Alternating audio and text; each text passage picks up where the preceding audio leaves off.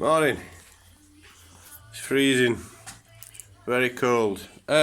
So, on a very cold morning, I decided to try and repair the LED light bar on my Sanyong.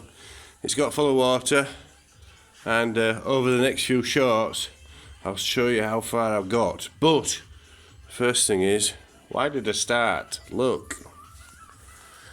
So I've taken the ends off. And this is, you can see, taking the glass out.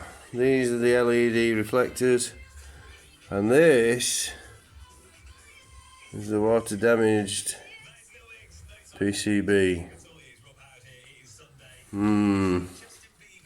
Okay, so about a third of the lights don't work.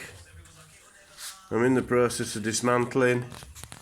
You can see from the inside of the glass how much water has got in there. I was going to say ingress, but it doesn't make any sense, does it? And if I can get this PCB board off, there might be another video. If not, there'll be a purchase through eBay, no doubt. All good.